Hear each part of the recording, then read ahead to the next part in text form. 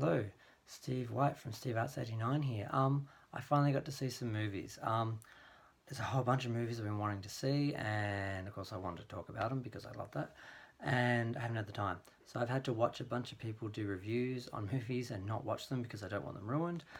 And I finally got to actually see a couple, and the first one was Detective Pikachu.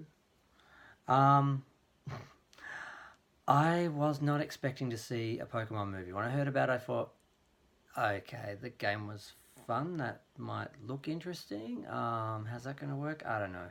Didn't think much about it. And then I saw the preview with Ryan Reynolds doing the voice, and I fell in love with it. When he's on the ground in the cage going Pika Pika, I was like, oh no, it's so gorgeous. Oh, I have to watch it. I love Ryan Reynolds, and Pikachu's got just cute. So I thought I have to see that. So I promised my Pikachu that I would take him, and I promised. So he held me to that. So I had to take him, and he sat in the cinema next to me. And I took a couple pictures, um, and that was fun because I took BB-8 to Star Wars, so I kind of felt like the last two Star Wars, like because I got a little BB-8, so I had to take him, and they were fighting because he wanted to go, and you got to keep your toys happy. So I took him, and I was really surprised. I liked it. I liked the actor. He was cute, and yeah, he's really young. I shouldn't be looking at him, but he's cute. Um, I liked his boots. I need to get a pair of boots like that. And I was just surprised. The fact he had lost both his parents. I recently lost both my parents. My mum died of cancer. My dad died of cancer a year apart, and less than a year apart, 11 months apart. And I had no idea. I hadn't really seen the preview, and I'm in the movie. I'm like, this is supposed to be happy. This is supposed to be a pseudo kid film. I don't want to deal with grief. I don't want to deal with loss. What the fuck? I put on my Facebook, can I just see one film that doesn't involve someone's parent dying? I was watching Searching the other night, which was a film I'd been wanting to watch for ages. I missed in the cinema, and with John Cho, who I love. Um, and his wife dies, and then his daughter goes missing. I'm like, this is too much. Um, so I had that initial reaction to it, and I didn't. I'm like, I want to leave, but I stuck with it, and they handled it very well. They handled it far more responsibly and adult than I thought they would in a film like that. And the fact they even had that subject matter in there was surprising and put it on a different level. Um, but the other side of the film was it's kind of funny. You watch it and it's so cute and so entertaining on some level, but you have these moments where you realize what you're watching and you feel stupid and childish. But then you're like I was very happy about that. I'm like, I'm glad I'm here watching this film, and I can still enjoy a film on this level that's so kiddie.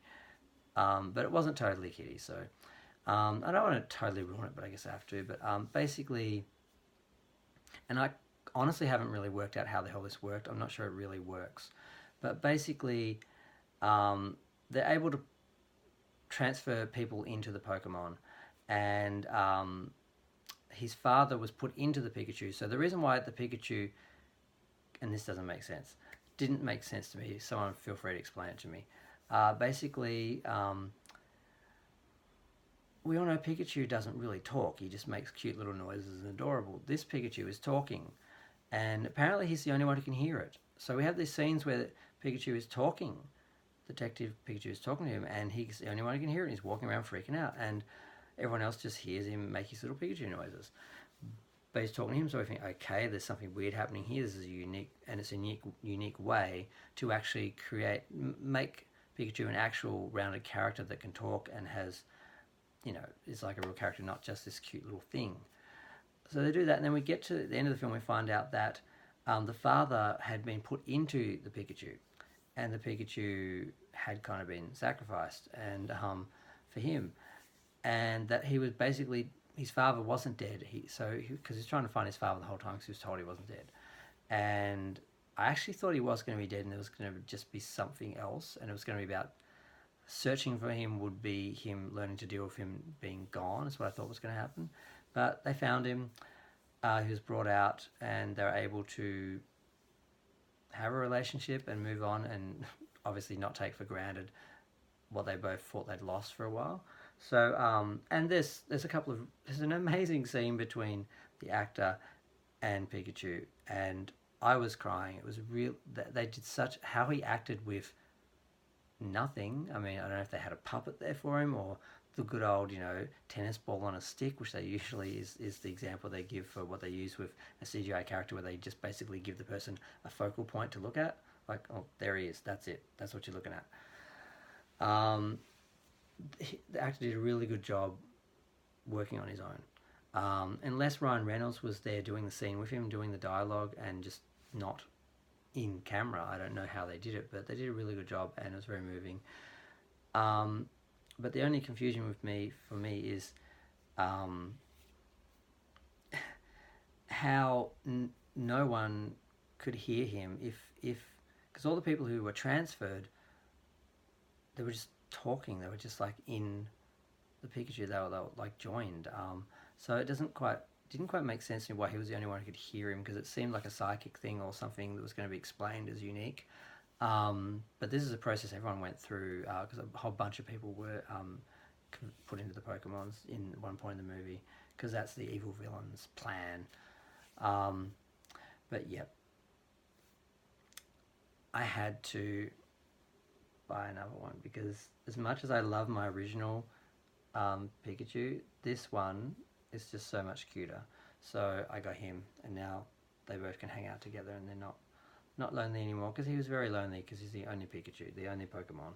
But God, I love him. Look at his eyes. Isn't he cute? Oh, yeesh, I'm so lame. But yes, so I've got my Pokemon. But yeah, I enjoyed it. It was great. I was surprised. I really debated going. I nearly didn't go. I sort of kept thinking, no. I really was rushing. At the last minute, I got my ticket and went in and walked in just as the previews were ending, because I was going to see another film after that, and I sort of was thinking there are better films than this. But it surprised me. It's worth it. I'm going to buy it on DVD. I'm probably always going to watch it. It's just one of those films that I enjoyed that much, even though it's flawed and there's some parts that are just really okay. here's like, okay, well, they had to have that part. Very formulaic, just very predictable, some parts, but some of it was very surprising and done really well. So I'm glad I saw it. If you haven't seen it, you should see it. And I don't have anything else to say, except I'm glad I saw it, and I'm going to try and take more risks with seeing films, because I don't see every film that comes out. I used to see every film that came out when I was studying films in film school and that, and like I literally saw every film that came out. I go out a couple of times a week and see a couple of movies a night, and I don't do that as much anymore. So I generally just watch the films that are really cinematic and need the big screen, and then do the rest on DVD or streaming. But I'm going to try and see more stuff in cinema, because it is a different experience. It is more focused and more intense, and makes it just a better experience than just watching it at home. So I'm going to try and do that. So we're all going to say goodbye, and please feel free to comment or subscribe. Bye.